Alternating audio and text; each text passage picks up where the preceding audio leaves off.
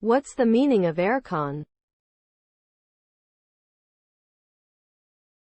Aircon.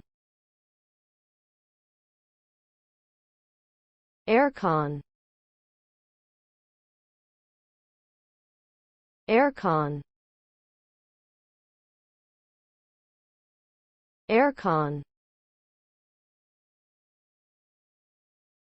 Aircon.